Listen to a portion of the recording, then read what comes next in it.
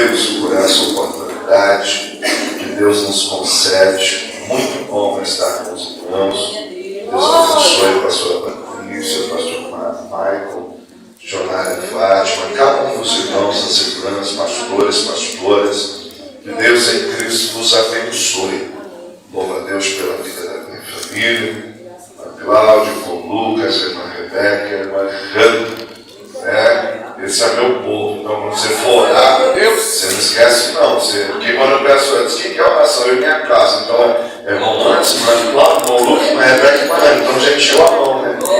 Então, quando você estender a mão assim, você vai lembrar da nossa casa, tá bom? Deus abençoe. É bom estar com os irmãos. Para uma honra ter meu filho orando por mim. Esses dias eu fui pagar, a pastora também chamou minha esposa para orar por mim. Eu até brinquei, fazer a oração foi mais longa, né? Você não pensou esse homem, brincadeira, né? Eu brinco, a gente, graças a Deus, eu tenho o prazer de fazer a obra juntamente com a minha família. E de verdade, irmão, não é propaganda de cartão não, mas isso não tem preço, né? Isso é muito especial. Quer dizer, a sua Bíblia comigo? Eu não quero demorar. Há uma atmosfera de glória sobre este lugar. Um sol muito fértil, a presença de Deus. E eu quero continuar aqui, ouvindo a voz de Deus, juntamente com os irmãos. Abra sua Bíblia no livro dos Juízes, capítulo de número 6, verso de número 11 até o verso de número 14. Juízes, capítulo de número 6, do verso de número 11 até o verso de número 14. Se você se sentir à vontade, de pé, fique à vontade. Diz assim a palavra do Senhor. Então o anjo do Senhor veio e assentou-se debaixo do carvalho que está em Ofra, que pertencia a Joás, o asbizita, e Gideão, seu filho, estava malhando o trigo no lagar, para o salvar dos midianitas. Então o anjo do Senhor lhe apareceu e lhe disse: o Senhor é contigo, homem valoroso. Mas Gideão lhe respondeu: ai, meu Senhor, se o Senhor é conosco, por que tudo isto nos sobreveio? E que é feito de todas as suas maravilhas, que os nossos pais nos contaram, dizendo: não nos fez o Senhor subir do Egito. Porém agora o Senhor nos desamparou e nos deu nas mãos dos midianitas. Então o Senhor olhou para ele e disse: vai nesta tua força e livrarás a Israel das mãos dos midianitas. Porventura não te enviei eu? Amém. Amém. Amém. Como sua cabeça, oremos mais uma vez. Soberano Deus, eterno e poderoso, embora a tua igreja, Pai, já tenha me apresentado, mais uma vez eu lhe peço, fala conosco através da tua palavra, e que o teu nome seja glorificado para todos sempre. Amém e amém. Glória a Deus. Podemos assentar. Meus irmãos, eu quero pensar com os irmãos dentro do tempo que tem, regido por um tempo. Um guerreiro que nasceu na adversidade. Um guerreiro que nasceu na adversidade. Eu vou contar até 3 e vou pedir para você repetir esse tema. Um guerreiro que nasceu na adversidade. Pastor, isso é invenção? Não. Pastor, o senhor está pedindo para repetir o tema, é profético? Ainda não. É o que, pastor? Pedagógico. Como assim? Diz que tudo aquilo que se repete fica fácil de se gravar. A gente guarda. Como eu quero que você saia daqui entendendo que essa adversidade, ela é a oportunidade de Deus te levantar como um guerreiro.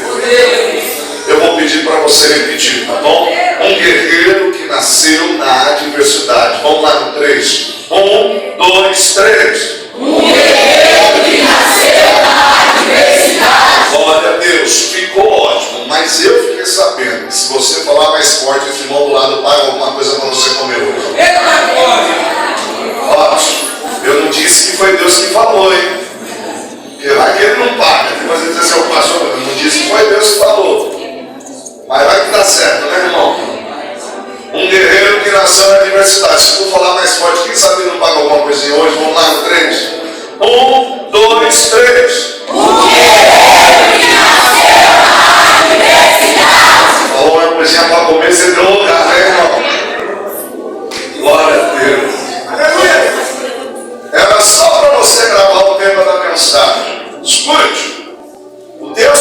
nós lemos, ele está inserido dentro de um pano de fundo. E qual é o pano de fundo? Nós estamos falando do período dos juízes.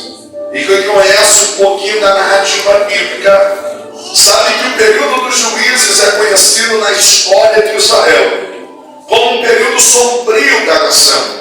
O que me chama a atenção é que nós estamos falando já no contexto da terra da promessa.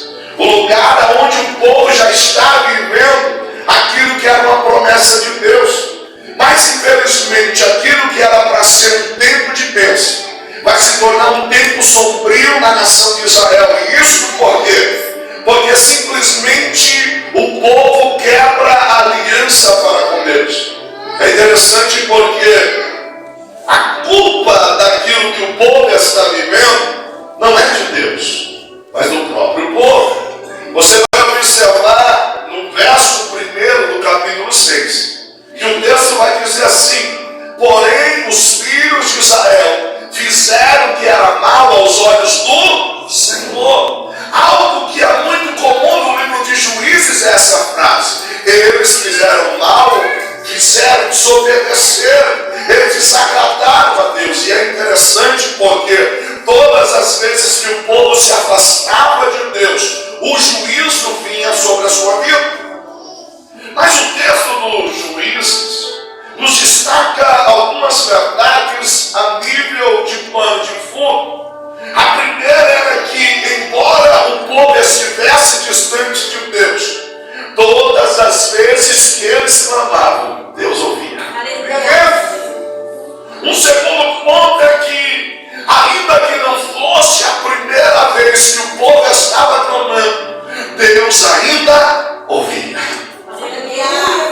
Queridos, ainda que eles desprezaram a aliança e foram para longe daquilo que era a palavra, Deus ouvia. Pastor, o que o senhor quer dizer? Eu estou querendo dizer que o Deus que você serve é tão misericordioso, Ele é tão grande, que não importa como você entrou hoje aqui, Ele está me dizendo: eu estou lhe dando uma nova oportunidade. Você só sai do jeito que você entrou, se você quiser. Mas se você abrir a tua boca e começar a orar, Deus tem poder de mudar a tua história. É interessante porque, entendendo um pouco do pano de fundo, a gente compreende que a nação de Israel, o que ela está vivendo, é consequência da quebra da aliança. E aí o texto vai dizer que os midianitas sobem contra a terra de Israel, e não apenas os midianitas, mas os povos da terra que fazem aliança. E eles começam a saquear Israel, de maneira que Israel começa a estar enfraquecido, de maneira que Israel começa a se abater, a ponto de que o texto diz que os homens, eles cavam covas e cavernas e nelas se escondem. Ou seja, eles estão debaixo de uma adversidade tão grande que eles estão vivendo o tempo da promessa, mas não desfrutam da promessa. Parece que às vezes as coisas acontecem assim na nossa vida. Meu Deus, era para mim estar desfrutando porque o tempo da promessa chegou, mas eu não estou conseguindo viver a promessa. Por quê? Porque a prova está tamanha. Olhando para esse contexto, eu queria pensar com você sobre algumas lições da adversidade.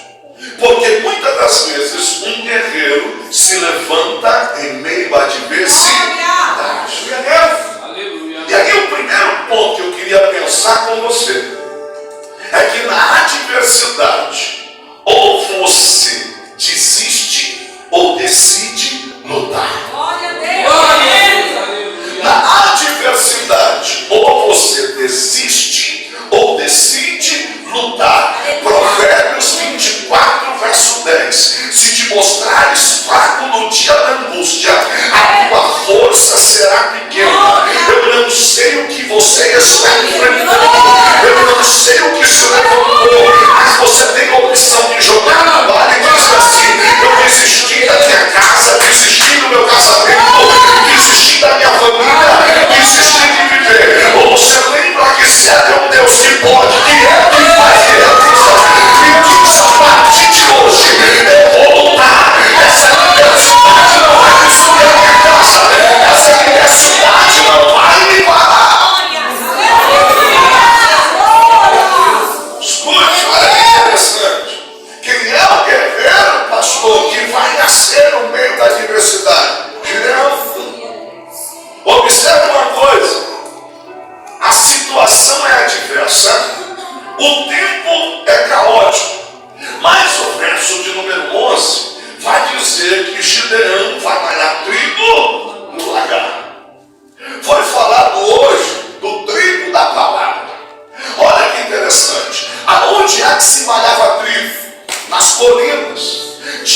inventar. Qual que era a ideia de malhar o trigo? Ou seja, você ia para um campo aberto, aonde ventava. E aliás, falando de vento, hoje ventou que só resolve a causa.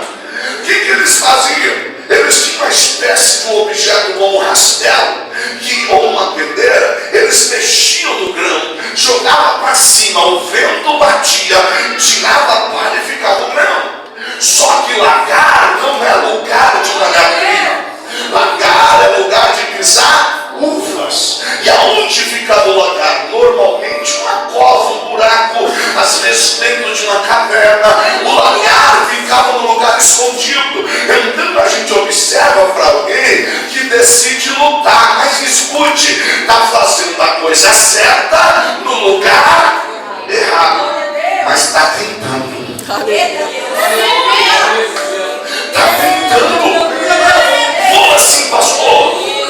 Querido, se você olhar o contexto diz que Israel empobreceu demais, enfraqueceu e estava padecendo necessidade. Então eu fico imaginando o Gideão olhando e dizendo assim: gente, se eu ficar parado eu vou morrer de fome. O meu desejo era ir para a colina, mas não tem colina, então eu vou largar. Pastor, tem gente que na universidade fica reclamando daquilo que não tem. Tem gente que se levanta e diz: eu vou usar o meu reino, eu vou usar aquilo que está ao meu alcance. Ao invés de desistir, ele decide lutar. Querendo se te mostrar esfrouxo no dia da angústia, a tua força será pequena. Se você ler o contexto, eles estavam em covas, em cavernas, e eu fico imaginando uma cena. Não vá procurar que não está escrito. Eu fico imaginando o Gideão indo dentro de um lagar, tentando jogar o trigo para cima. Não venda, é mais trabalhoso. E alguém está olhando e está rindo e está dizendo assim: esse olha lá que ele está fazendo. Eu penso que o Gideão diz assim: eu não sei você, mas enquanto você desistiu, eu vou tentar. Enquanto você desistiu, eu vou tentar. Enquanto você abriu mão, eu vou tentar. Ele não abre mão da tua casa, não abre mão da tua família. Não, vai tentando, vai tentando, vai tentando.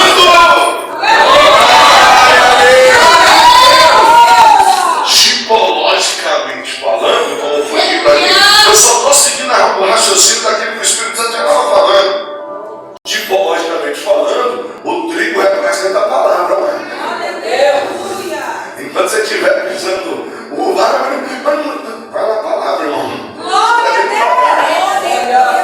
Continua tentando.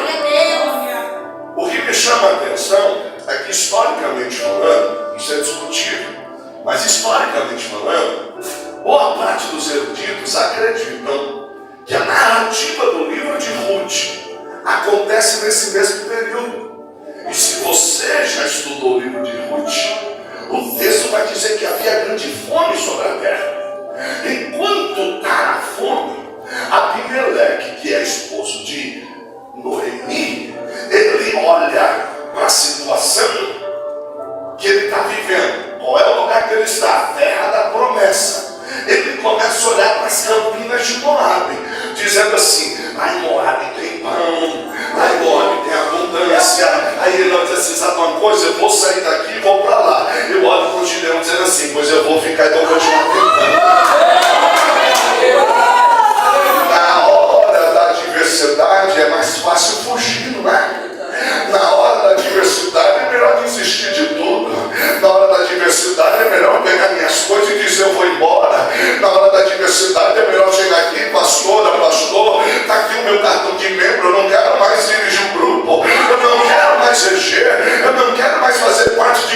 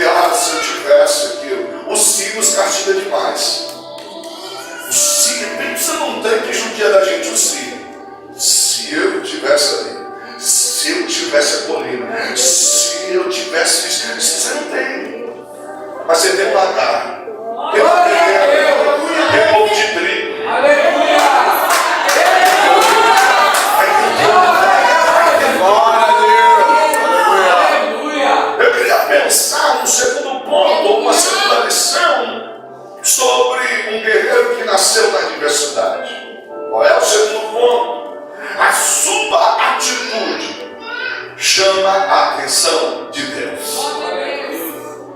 A sua atitude no meio da adversidade chama a atenção de Deus. Verso 11.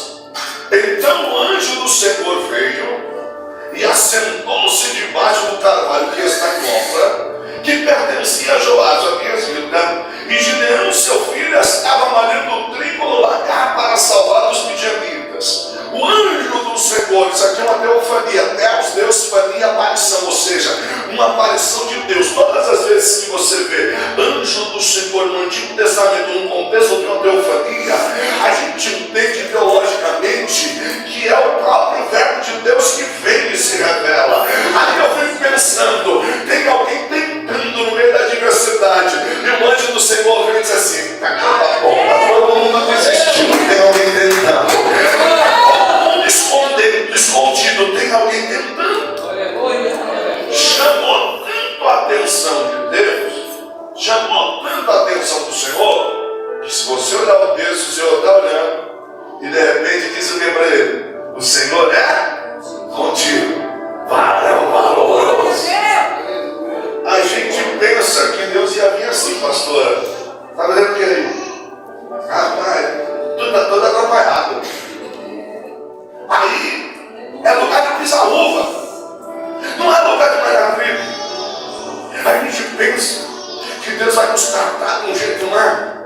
Senhor, vou fazer aqui, mas o Senhor sabe como que é. Deus está olhando para mim, para você, com olhar de misericórdia, assim: calma, eu estou vendo que você está tentando. Eu sei quando está difícil, mas eu estou vendo que você está tentando. E vou dizer uma coisa para você: eu sou contigo, continua tentando. Eu sou contigo, continua tentando.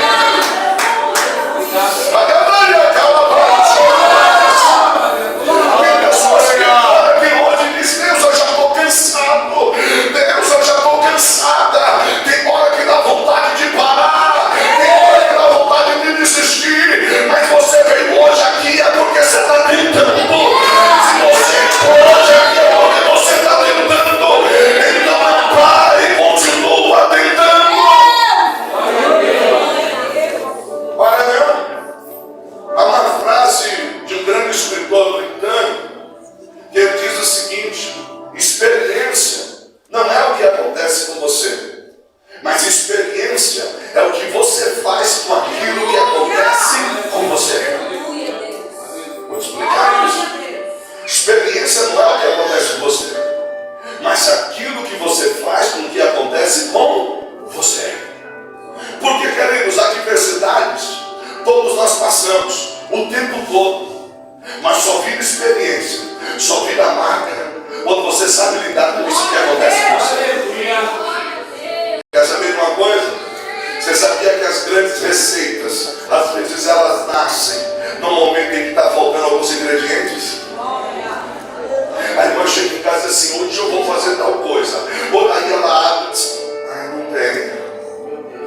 Mas eu posso botar tal coisa, não tem. Aí ela fica lá: oh Jesus, o que eu faço? Aí começa a vir uma direção, começa a vir um negócio.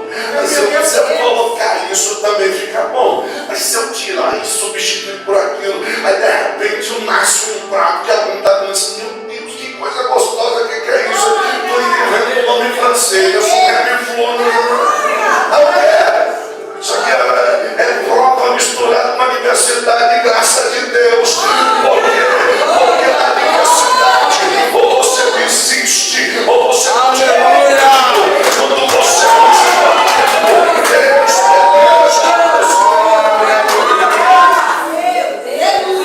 quantas pessoas em meio à adversidade nunca mais se levantaram? Mas quantas pessoas em meio à adversidade dizem assim: só eu sei por onde eu passei e sei onde eu estou. Então, pelo amor de Deus, tira o dedinho do meu nariz, porque eu trago sobre o meu corpo as marcas de alguém que lutou e venceu. O Senhor tem coragem. Verso 12: então o anjo do Senhor lhe apareceu e disse: o Senhor é contigo, varão valoroso. Está escondido no lagar.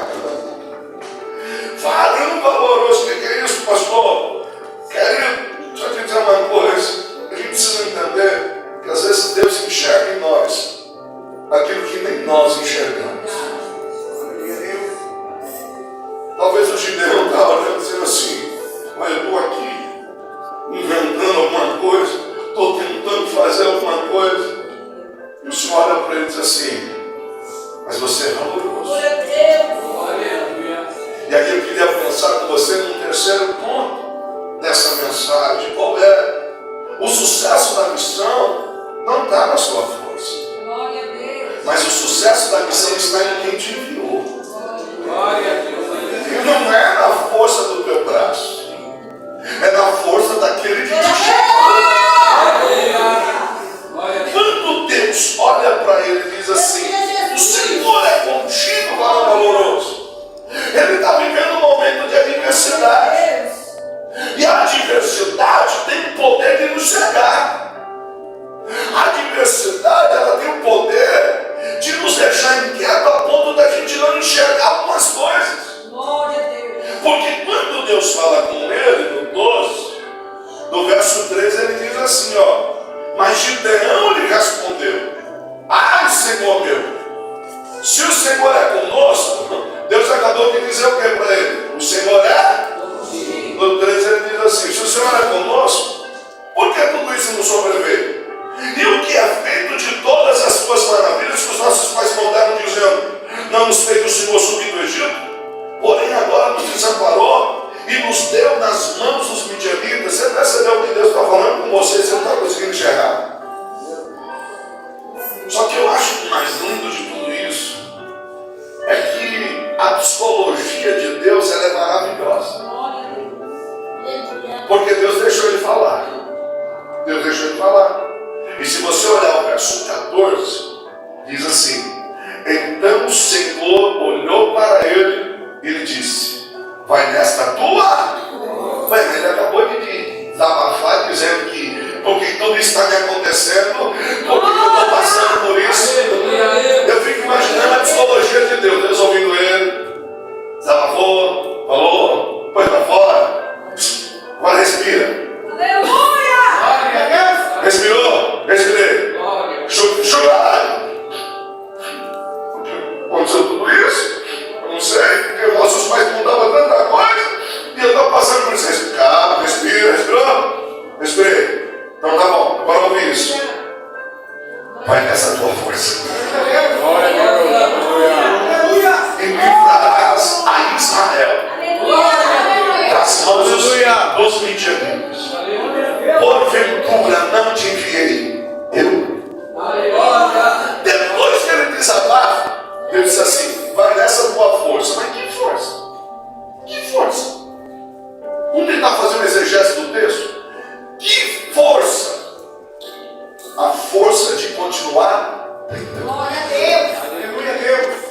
A força de levantar e ir para um lagar e tentar guardar o frio do lagar. É como se Deus estivesse dizendo assim: eu só preciso de você, um pouco de boa vontade, porque quem está te enviando nessa missão sou eu. Ele disse que eu estou com você. Não tem midianita, não tem principado, não tem potestade. Sou eu que vou te dar vitória. Sabe por que vai dar certo? É porque Deus é contigo. Sabe por que vai dar certo? Porque é Deus que peleja por você. Só que a voz de Deus não desiste. Não desiste. Você não precisa, escute isso. Você não precisa se preocupar com o tamanho da sua força. Você não precisa se preocupar se a sua família é influente ou não. Você não precisa se preocupar quanto recurso você tem. Você só precisa saber de uma coisa: Deus está comigo. Olha o texto, verso 15 e 16. Olha que lindo o verso 15 e 16. E ele disse: ai, meu Senhor, porque Deus acabou de falar para ele: mas nessa tua força você vai livrar os midianitas e eu serei com você. Aí ele diz assim, verso 15: ai, meu Senhor, como é que eu livrarei Israel? Perguntando de novo, né? Tem hora que a gente pergunta tanta coisa para Deus, pergunta. Pô, eu acho que só sou eu, não sei se você faz isso não. E tem hora que Deus faz umas promessas para mim, umas coisas grandes. Aí tem hora que eu me paro, fico filosofando. Você fica assim, homem tem esse negócio de ficar olhando para o além. Ficar pensando nas coisas e eu fico, como é que vai ser? Eita, papai! Jesus, como é que vai acontecer esse negócio? Glória a Deus! A gente está pensando, Deus está dizendo, como é que vai ser? O problema não é pensar. O problema é que nós começamos a colocar os pontos negativos. Como é que vai ser? Aí ele diz, eis que minha família é a mais pobre em Manassés. Está dizendo assim, tem dinheiro para isso não.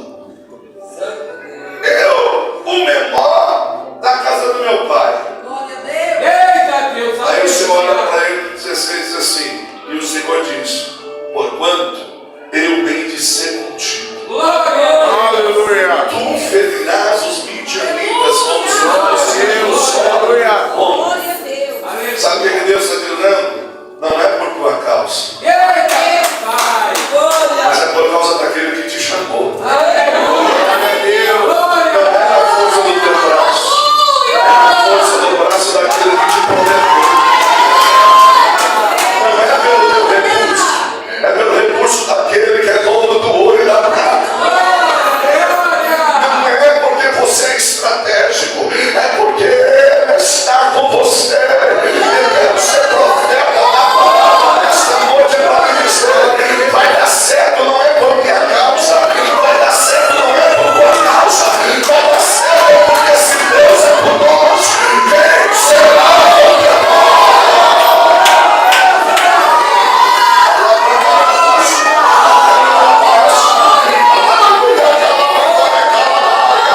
Vai dar certo! Pelo amor de Deus, segura a mão de alguém e diz assim: vai dar certo! Vai dar certo! Deus é conosco, vai dar certo! Deus é conosco! Glória a Deus. Aleluia!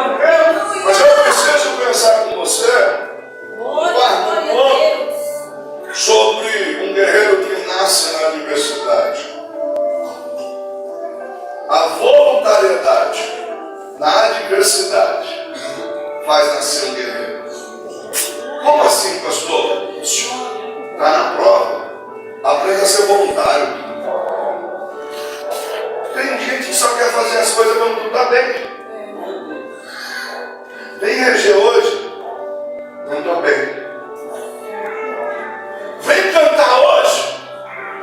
Não estou bem. Vai pro culto hoje? Não estou bem. Glória. Vai cantar com a gente hoje? Aleluia. Não estou bem. Aleluia. Vai ofertar hoje? Não estou bem. Vem pelo menos orar. Ai, pastor, manda hoje. Eu não estou bem. Olha o que acontece. Está tudo tranquilo para o Gideão? Tá não. Embora Deus esteja falando com ele, embora Deus esteja tratando com ele, mas eles ainda estão cercados. Glória a Deus. Aí olha o verso 17 e 18, eu estou só fazendo exposição do texto. E ele disse: se agora tenho achado graça aos teus olhos, dá-lhe um sinal de que és tu que fala comigo. Ele ainda está meio inseguro. Ele ainda está meio inseguro, diz assim, né? É o Senhor mesmo que está falando comigo. Dá-lhe um sinal. Rogo-te que daqui não te apartes, até que eu volte e traga o meu presente e ponha perante ti. E aí o Senhor diz o quê? E disse: eu esperarei até que volte. Deus está dizendo assim: então vamos lá, você quer assinar barato? Glória a Deus. Olha ele correndo lá. O que eu vou trazer? O que eu vou trazer? Talvez, eu estou conjecturando, não vá procurar o que está escrito. Talvez alguém falou assim: tu vai oferecer o quê? Vai tu está na prova? Glória a Deus. Aleluia. Glória a Deus! Vai, tu vai dar uma coisa, tu está na prova. E eu já falei isso para minha esposa. Minha esposa, eu estou sentindo, eu falei, mas sério, filha, mas não está na prova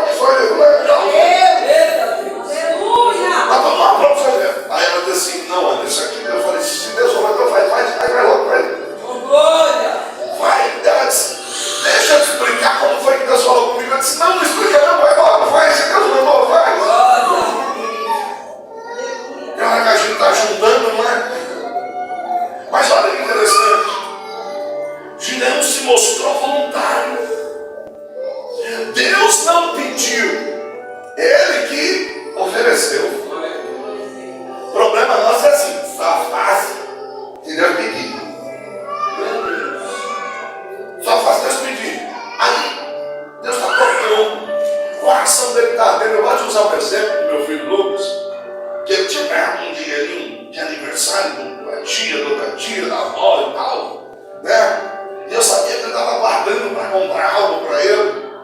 E um dia eu falei, Lucas, você ainda tem aquele dinheiro que você estava guardando? Não que eu tivesse algum tipo de interesse. Era só para saber mesmo. Não que eu quisesse pedir emprestado, era só para saber. Aí ele falou, tem mais não, pai. Poxa, não tem não, tu não comprou, não vim comprar nada. E você sabe o que é? Eu estava em casa, o senhor ia pregar um dia aí. E eu senti de Deus, leva o dinheiro. Eu disse, tá bom. Aí, meu Deus, aí pegou o dinheiro e põe no bolso. Na hora da oferta, foi ministrada a oferta. E o coração dele começou a queimar. Põe o dinheiro no altar. Põe o dinheiro no altar. Aí ele fez a prova dos 9, que todo crente precisa fazer. Qual é a prova dos 9 que o crente precisa fazer? Primeiro, bom, eu me conheço, eu sei que eu não vou querer dar tudo que eu estou juntando para comprar alguma coisa. Bom, então de mim não é. Passou pela primeira, né, pelo primeiro período. Segundo, Satanás não ia mandar eu ofertar na igreja. Meu Deus. Passou então terceiro. Só pode ser Deus. E aí eu abençoei, eu disse, amém, filho. Então Deus vai te prosperar. Não é uma barganha, é voluntária. A gente não entende isso. Quando você olha o texto, verso de número 19. E entrou o Gideão, e preparou um cabrito e pães asmos, e um efa de farinha. A carne pôs no cesto, e o caldo pôs numa panela. Ele trouxe até debaixo do carvalho e ofereceu. Só para tu entender, um efa de farinha é equivalente a quase 20 quilos de farinha. Tem que malhar muito trigo no lagarto. Olha ele olhando. Eita. Senhor, leva ou não leva? Leva ou não entrega? A prova está tão grande. Só eu sei quanto que eu tive que malhar trigo aqui nesse lagar para conseguir. Aí ele olha assim, rapaz, mas é Deus que está falando comigo. Oh, querido, na adversidade se mostra voluntário. Esse negócio só vou fazer quando está tudo bem. Se você for fiel no pouco, Deus vai te colocar no mundo. Os grandes milagres que eu vivi da parte de Deus e a minha família foi quando a gente não tinha nada. Quando eu olhava e dizia, ô Gideão, eu sou menor, minha casa é menor, eu não tenho. Mas Deus olhou e disse, você não tem, mas eu tenho. Você não pode, mas eu posso. Você não faz, mas eu faço. Era a adversidade que nós somos colocados. Mas quando Deus nos pede algo, é porque Ele tem algo maior e melhor para nos entregar. Mas eu penso numa quinta lição sobre um guerreiro que nasceu na adversidade. Deus, Ele revela o seu destino, mas Ele nem sempre vai mostrar o processo.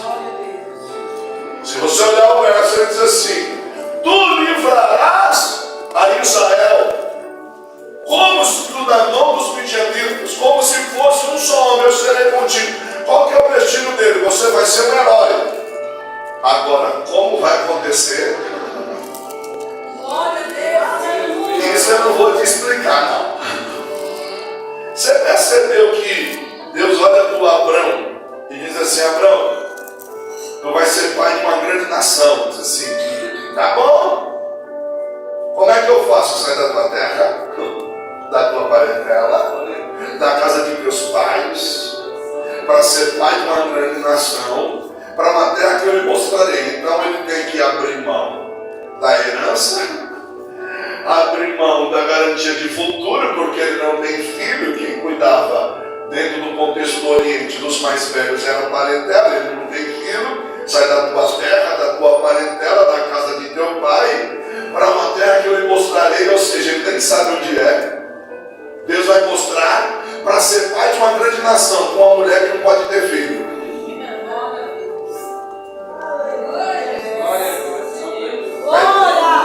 Aí Deus diz assim, eu disse o teu destino, não disse como vai ser o processo. Aí Deus olha e para o moço desde cedo dá sonho para ele, o José. E ele sonha com estrelas, e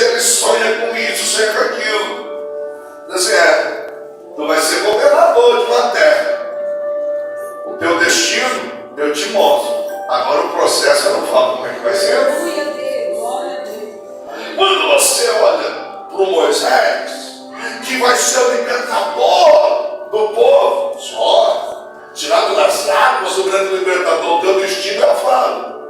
Eu só não falo como vai ser o processo. 40 anos vivendo lá no palácio, tudo de bom, daqui a pouco sai fugindo, 40 anos no deserto. Para lá no deserto, Deus fala para ele, agora tu está pronto, está na hora de voltar lá e libertar o povo. Deus, ele sempre vai falar o processo. E por que, pastor, Deus nem sempre fala o processo? Porque se ele falar, tu desiste. Porque se ele falar, tu desanima. Aliás, puxa na memória. Se você soubesse para estar onde você está hoje, para você conquistar o que você conquistou hoje, se você soubesse que teria que passar o que passou, sabe o que você ia dizer lá atrás? Quero não. Não, Senhor, deixa quieto. Mas sabe o que é lindo? É que não importa qual é o processo que nós temos que passar. Ele disse: estarei convosco todos os dias, até a consumação dos dias. Glória a Deus. Esses dias eu estava conversando com a minha esposa, fui pregar na igreja, que há muito tempo eu não ia. Meus filhos, eu ia, acho que só tinha o Lucas novinho. E a gente já está em quase 17 anos nessa jornada, pregando. Meus filhos já nasceram nessa vida pregando igreja. E aí eu fui na igreja pregar, há muito tempo eu não vi, o irmão chegou para mim lá no terra, eu estava fazendo a exposição dos livros. E ele olhou para mim e disse assim: camarão, falou, Deus é bom, hein? Quem te viu, quem te vê. E eu estou esperando ele falar assim: só eu lembro quando vi aqui uma prova, só Jesus na causa. E eu pensando, deixa a cara tão ruim assim, eu não sabia. E ele não é não. E ele falou, que é uma prova, criança pequena. Ele começou a falar tanta coisa. Eu falei, meu Deus do céu. Eu não lembro que eu estava tão ruim assim do jeito que ele fala. Só Jesus na causa, ó. Deus te abençoou muito, aí tu vinha pra cá aqui. Aí eu fiquei pensando, conversando com a minha esposa, saindo de lá, eu falei, meu Deus, mas eu estava tão ruim assim. Aí minha esposa falou assim: sabe o que é, Anderson? Eu acho que o bálsamo de Deus o tempo todo com a gente. Glória a Deus. Porque lembra, a gente contava o testemunho, o gás acabou e Deus supriu. Aleluia. A gente contava o testemunho, olha, aconteceu isso e Deus fez. A gente contava o testemunho, a gente precisou dormir no chão, mas depois Deus usou alguém sem saber de nada. Deus falou, vamos lá. Aí eu me falei, isso é verdade. É que quando Ele está conosco, parece que a prova não vai ter. Então, querido, fica tranquilo, porque Ele estará com você todos os dias. Ele fez uma promessa: você vai chegar lá. Ele te prometeu algo e você vai chegar lá. Ele falou algo a respeito da tua casa. Ele falou algo a respeito dos teus filhos. Ele falou algo a respeito do teu ministério. Ele falou algo a respeito da tua vida financeira. Ele falou algo da tua moradia.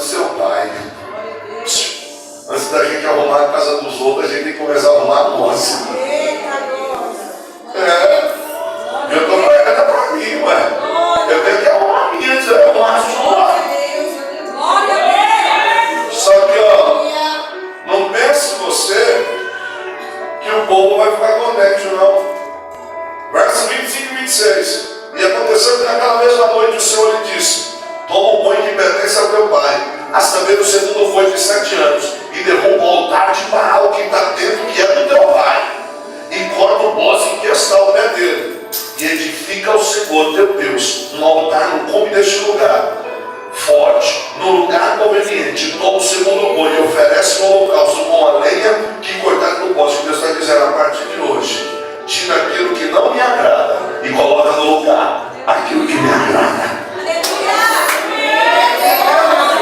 Quer vencer na adversidade? Faz aquela limpeza. Você diz: gente, chega. A partir de hoje aqui não. Deus não está se agradando isso aqui. Tira. A partir de hoje a gente não assiste mais tal coisa. Não tem nada não. Tem. Que todas as vezes vocês estão ligados nesse trem aqui, um negócio aqui dentro de mim. Tá um negócio assim. E eu fico incomodado dizendo: não, Deus não quer isso para nós. Deus não quer. Deus não quer.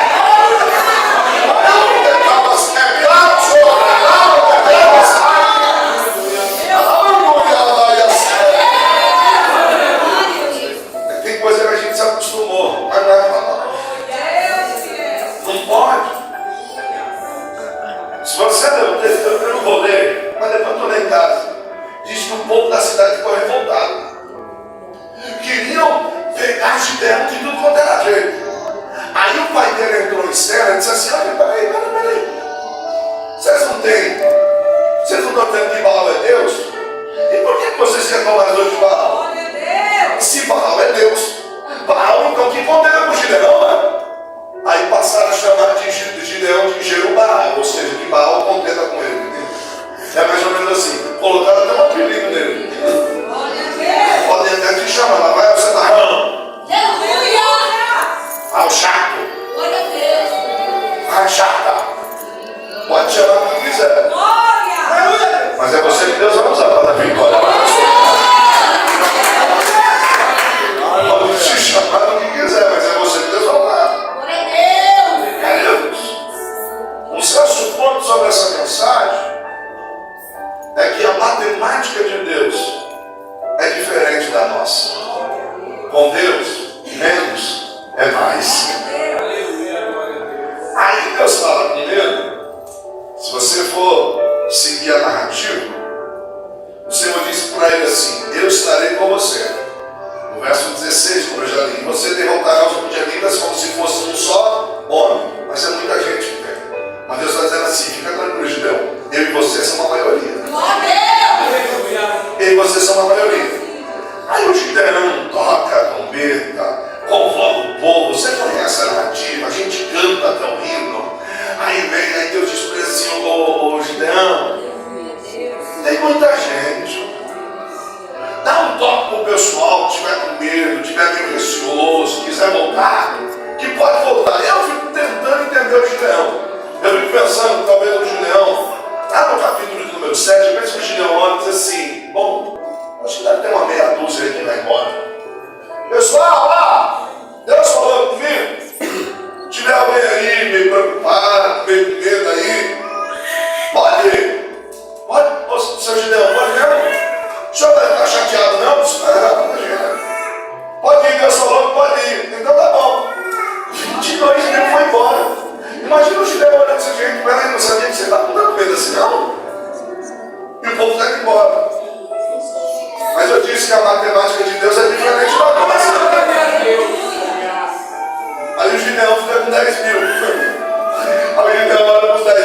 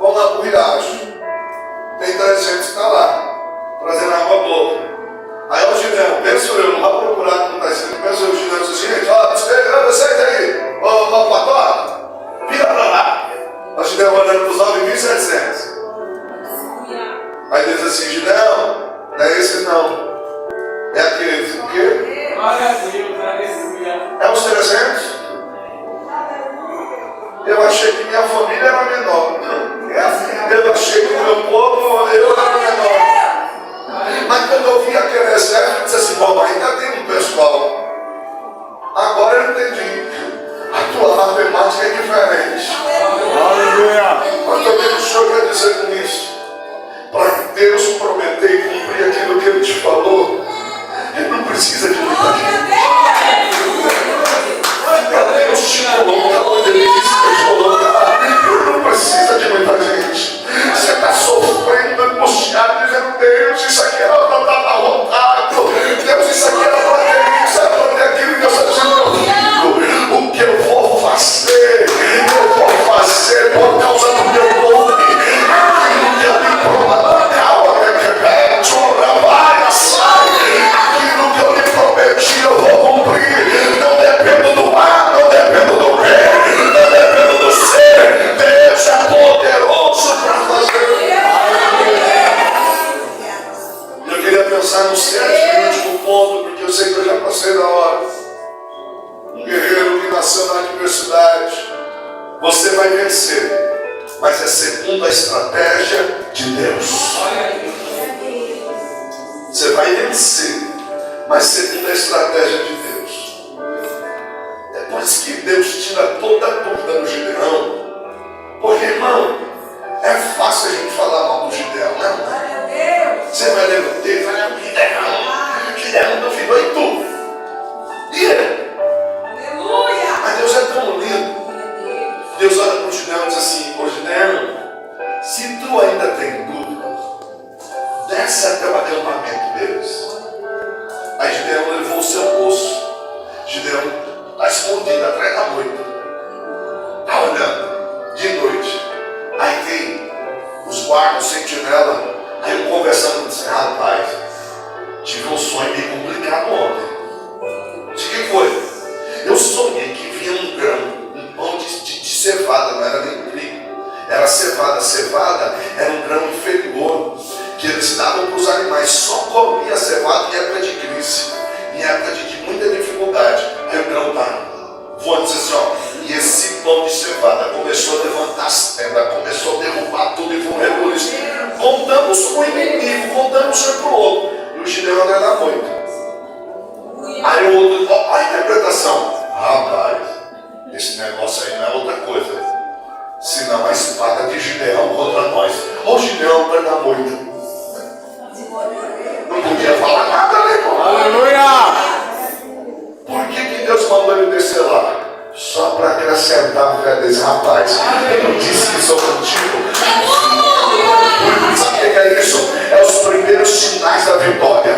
O que você está ouvindo hoje é os primeiros sinais da vitória. O que você está ouvindo hoje são os primeiros sinais da vitória. Eu disse para ele, vai lá, separa o povo, 3 companhias, 100. Dá um cântaro na mão de cada um, dá uma tocha na mão de cada um. E é interessante, irmãos, porque eles estão com esse cântaro e a tocha tem que estar dentro do cântaro, porque eles estão indo à noite. E essa tocha está dentro do cântaro, ela está lá. E eles têm uma trombeta, na hora que eu der o sinal, espada do Senhor e espada de Gideão. Cada na colina, o povo está no lado, no inimigo. Cada uma ponta. Quando ele dá o sinal, os 300 quebram o cântaro junto. Parecia um barulho de marcha. Quando quebra o cântaro, a tocha aparece. E eles gritam, espada do Senhor e de Gideão. Lá embaixo, um rebuliço. Eles ficam só olhando. A espada é de um contra outro. E eles só olhando. Deus dando vitória. Você sabia que isso é uma estratégia de guerra? Qual que é a estratégia de guerra, pastor? Primeiro, quando tinha as batalhas, tinha os homens que levavam a tocha. Esses que levavam a tocha, eles não tinham espadas. Eles tocavam trombetas para direcionar o exército. Por quê? Porque eles iluminavam o campo de batalha e tocavam as tochas. Agora imagina o inimigo lá de baixo. Quando ouvi os 300 cântaros quebrando, o barulho de um exército chegando. Quando eles ouvem o toque da trombeta, se esses são os que estão com tocha, Imagina quantos estão com espada. Glória a Deus. Se esses que estão com tocha, imagina a quantidade que está com espada. E ele só assim, ó, vendo Deus trabalhar. Vendo Deus trabalhar. Por quê? O que Deus quer de nós? Que a gente continue tocando a trombeta. Que a gente continue quebrando o vaso e deixando a tocha queimar. É só isso que Deus quer de você. Porque essa adversidade não veio para te matar, mas veio para fazer de você um grande guerreiro. Você crê assim? A permissão da pastora, dos pastores, coloque pé, eu quero orar para você que encerra essa interpretação. Mas eu queria dizer para você que essa adversidade, ela não vai te matar, mas é para te dar vitória. Eu não sei o que você está enfrentando hoje, mas eu quero dizer para você, se for necessário, quebrar o vaso, tocar a trombeta, toque, quebra o vaso. Só tem um detalhe: a tocha não pode estar apagada. E o que é mais lindo? Deus não esmaga a cana quebrada e nem deixa apagar o pavio. Você chegou hoje só a misericórdia. Mas Deus está dizendo: estou te dando uma nova oportunidade. Vou te levantar. Só não desiste. Continua lutando. Eu quero orar para você. Deus, a tua igreja está aqui. E a tua palavra, ela foi pregada. Deus, o Senhor é o Deus do impossível e o Deus do sobrenatural.